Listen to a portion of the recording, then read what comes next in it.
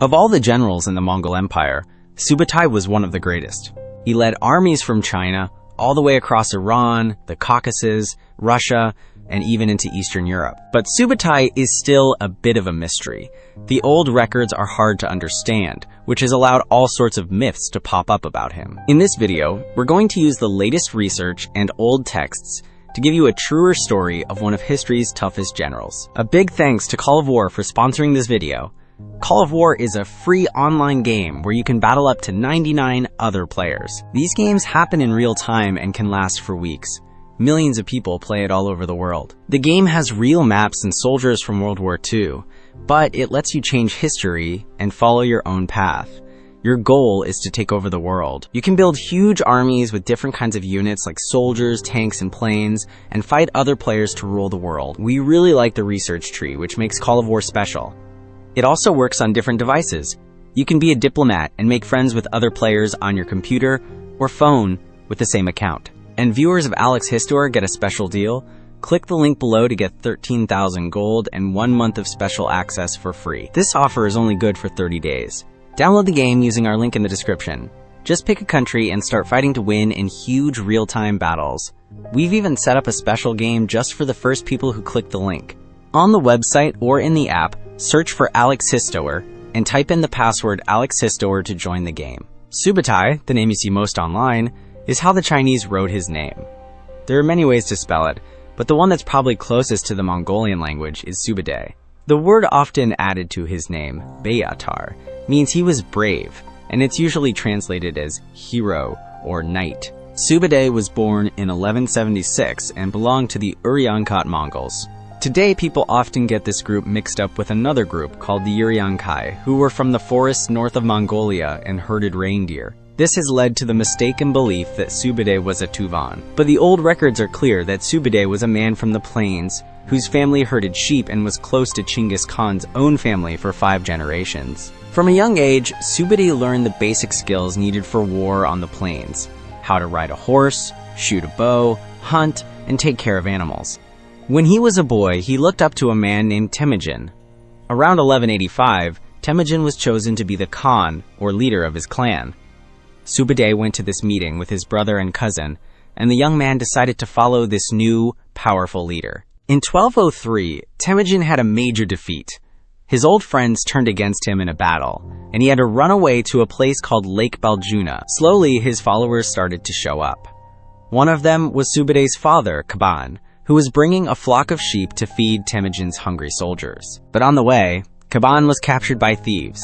Subutai and his brother followed the tracks, ambushed the thieves, killed some of them, and made the rest run away. They saved their father and brought the sheep to Temujin. For this act of loyalty, Temujin rewarded them. Subutai's brother was made a commander of 100 men, and Subutai was invited to join the Keshik, the Khan's personal guards. By 1206, Temujin had brought all of Mongolia together and became Chingis Khan. Subutai was one of the men he rewarded. It came at a cost, though, as his older brother had died fighting in western Mongolia.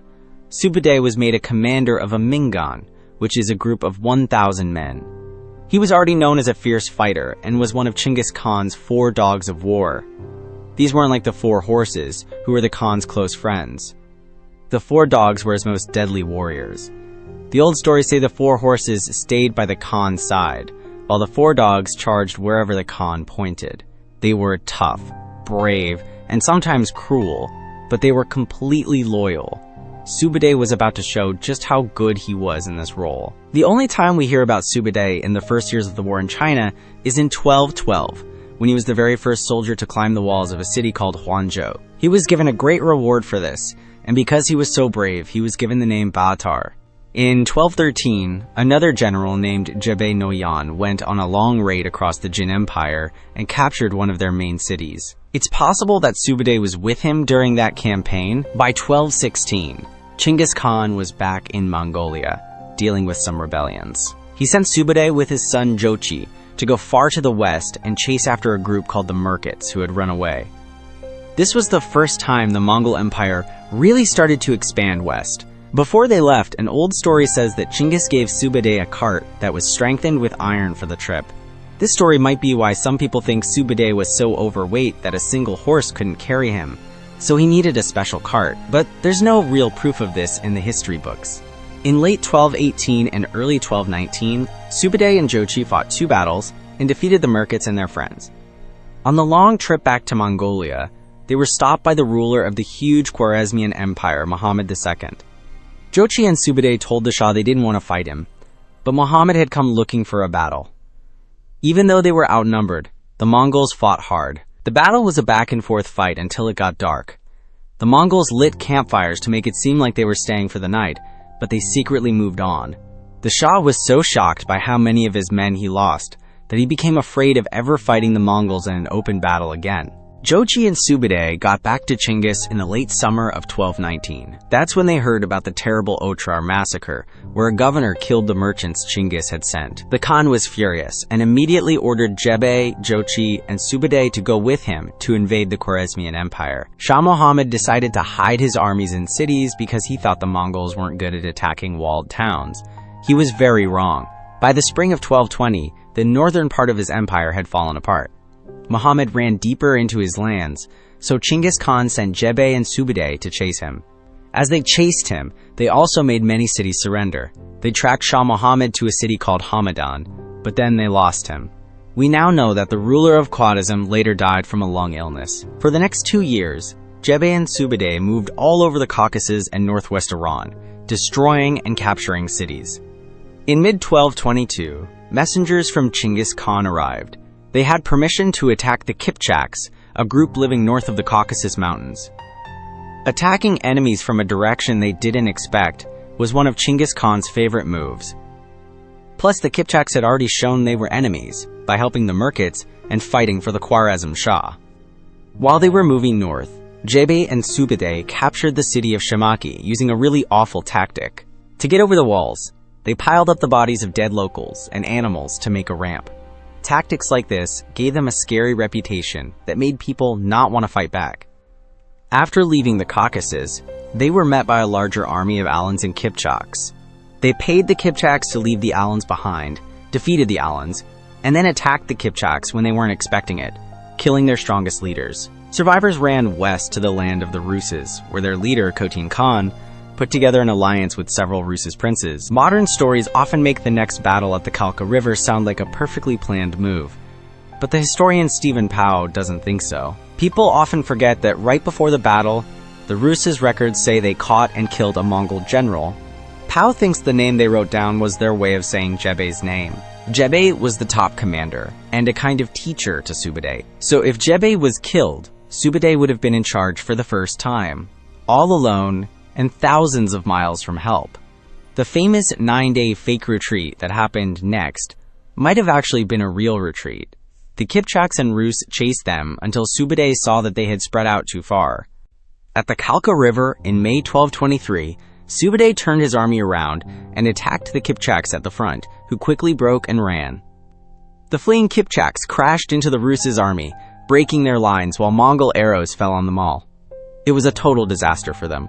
The survivors on a nearby hill held out for a little while before Subutai convinced them to surrender. But as soon as they let their guard down, most of the Ruses were killed, and their leaders were smothered to death under boards that the Mongols ate a feast on. Even so, Subutai was not in a good position to conquer more land. On the way back home, in late 1223 or early 1224, his army was ambushed by the Volga Bulgars, and many of his soldiers were killed. Subutai had to struggle back to Mongolia. People today often call this the Great Raid, but the old records make it sound more like a failed attempt to conquer the area. The old Mongol history just says that Subutai Batar was put in a difficult situation by these peoples. Subutai knew he would have to come back with a much bigger army to finish the job. At that time, Chingis was getting ready for his final war against the Tangut Kingdom.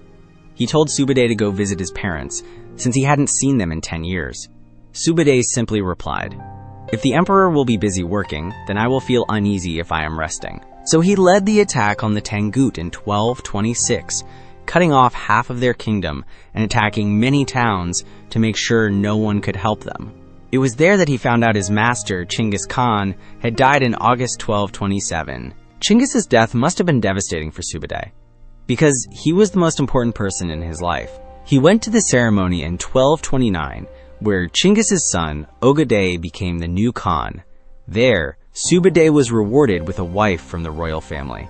Ogoday quickly started the war against the Jin Dynasty again, but one of his armies was defeated in early 1230. So Ogoday decided to lead an army himself, with his brother Tului and Subutai by his side. The Jin Dynasty was protected by the Yellow River in the north and the neutral Song Kingdom in the south. The only way in was through mountains blocked by a strong fort. Not wanting to get stuck in a long siege, Ogoday sent Subutai to find a path through the hills to the south. Subutai found a smaller path and attacked towns, but his army got too spread out. A Jin general then cornered and defeated him. Subutai lost many men and horses and had to retreat to a very angry Ogoday. The Khan was so mad, he took Subutai's command away.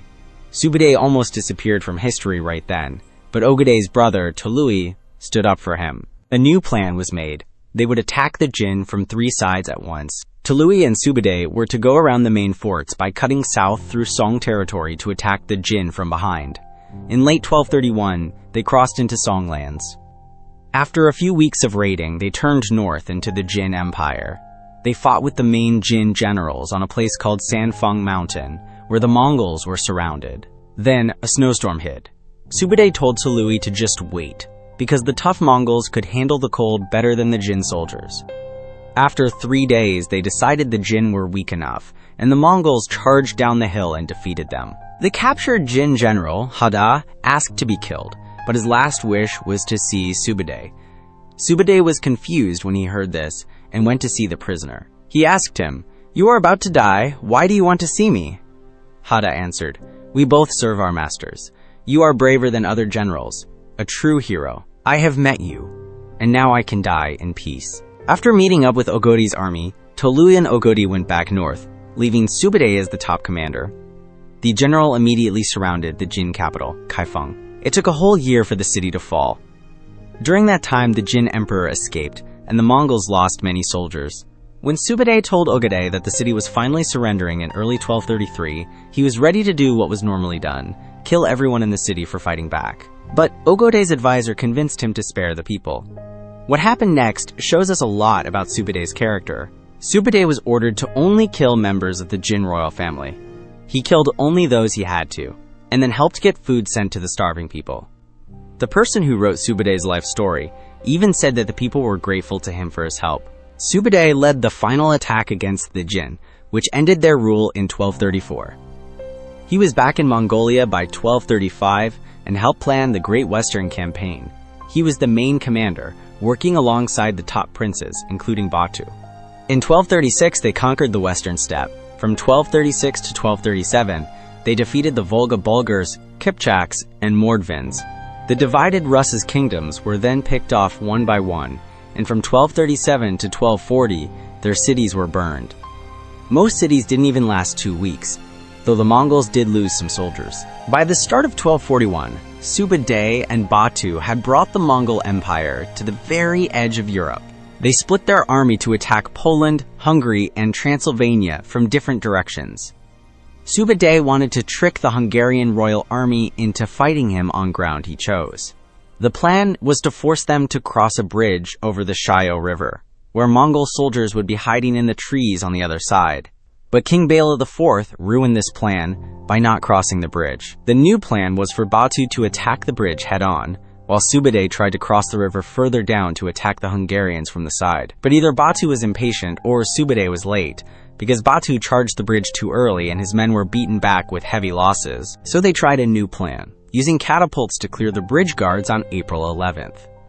Soon after, the Mongols surrounded and destroyed the Hungarian army. Even though they won, some of the Mongol princes were worried about pushing forward after such a costly fight. But Subutai shamed them for being cowards. He told them, "If you want to retreat, then go by yourself. I will not turn back until I reach the city of Vak on the Danube River." The loyal dog of Chingis Khan had to get his grandchildren back in line. They pushed on, going as far as Austria, until the Mongols started to pull back at the end of March 1242. They found that their catapults weren't very good against strong stone castles. So Batu and Subutai wanted to pull back and come up with a new plan. The withdrawal from Hungary was very organized. They fought as they went to finish off anyone who would survive the first attack. Subutai stayed with Batu until they reached the Volga River. There, in late 1243, Batu set up his permanent camp. Subutai argued with Batu for refusing to go to the big meeting in Mongolia to choose the next Khan. But before he left, Subutai and Batu made peace over the losses at the Battle of Mohi. Later, Batu thanked Subutai, saying that their success was because of him. By 1246, Subutai was back in Mongolia to meet the new great Khan, Ogedai's son, Guyuk. By this point, Subutai was one of the very few people left who had actually known Chingis Khan. A visitor who was there, John de Plano Carpini, wrote about the elderly Subutai, saying he was a man the Mongols respected greatly. Later that year, Subutai went on his very last campaign, a short attack against the Song Dynasty. But Guyuk died in early 1248, which ended the campaign early. Subutai returned to Mongolia and finally retired. He died later that year, near the Tula River, at the age of 73. This most famous of all Mongol generals was one of the few who got to die of old age. His sons also became commanders. The most famous one was Uryankadai, who worked for Kublai Khan in China, and even captured what is now Hanoi in Vietnam. Uryankadai's son, Aju, was another one of Kublai Khan's generals. But after him, his descendants chose to write instead of fight. Aju's son was an administrator known for being kind, and his son was a scholar. After that, the family line of Subutai disappears from the history books. Subutai was completely loyal to Chingis Khan. Almost no other commander in history traveled so far or fought in so many battles. Depending on how you count, Subutai fought in over 50 battles and sieges against almost every major power of the 13th century. But despite what some people claim, he did not win every single battle. Subutai didn't care about running governments. He only cared about carrying out the Khan's orders against his enemies. He was a man made for war, and he played a huge part in creating the largest land empire in history. We'll be talking more about Mongol history in the coming weeks, so make sure you're subscribed to our channel and have pressed the bell button. We'd like to thank our Patreon supporters and channel members who make it possible for us to create our videos. Now you can also support us by buying our merchandise from the link in the description. This is Alex Histoer, and we'll catch you on the next one.